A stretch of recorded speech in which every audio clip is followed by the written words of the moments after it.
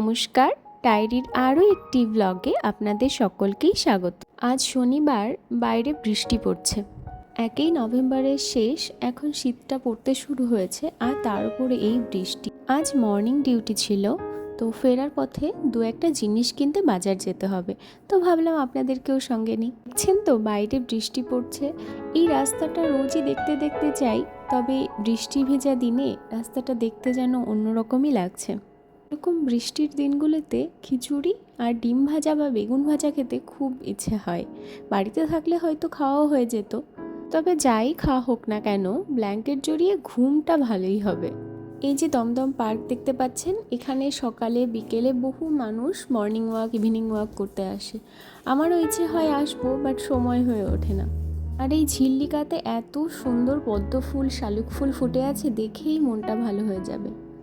দেখুন, গল্প করতে করতে প্রায় চলেই এলাম। যেহেতু ইউনিফর্মে আছি, তো হস্টেল পৌঁছে ফ্রেশ হয়ে চেঞ্জ করে তারপর বেরোবো।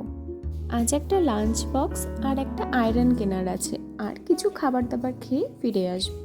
এখন একটা আয়রন খুবই দরকার ইউনিফর্ম আয়রন করার জন্য, তো বাড়িরটা আনা হচ্ছে না, তো ভাবলাম একটা কিনেই নিই, সেই কারণেই বাজারে যাওয়া।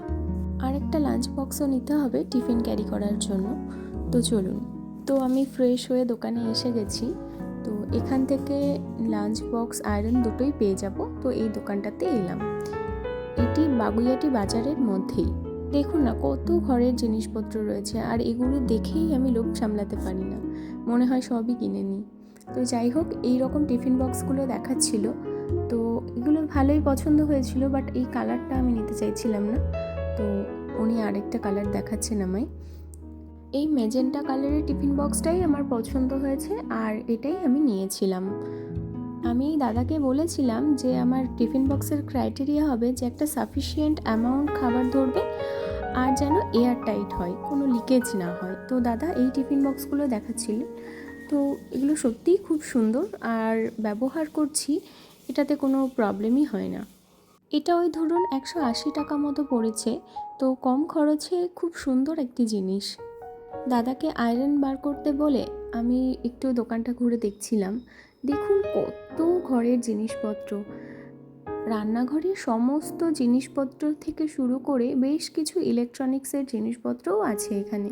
শুধু রান্নাঘর নয়, ঠাকুর ঘর, স্টাডি রুম, ওয়াশরুমের বেশ কিছু প্রয়োজনীয় জিনিসপত্র রিজনেবল প্রাইসে পেয়ে যাবেন।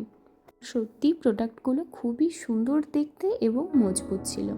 দোকানটা থেকে আমি এর আগে বড়সেলের ফ্ল্যাক্স, জলের বোতল, টিফিন বক্স এগুলো নিয়েছি, তো সেই কারণেই আবারও ঘুরে এই দোকানটিতেই আসা।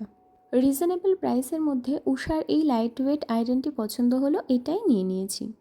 আমার তো কেনাকাটা করা হয়ে গেছে, বাট এই জিনিসগুলো দেখে একদমই চোখ সরানো যাচ্ছে না, তো এগুলো একটু নাড়াচাড়া করে দেখছিলাম।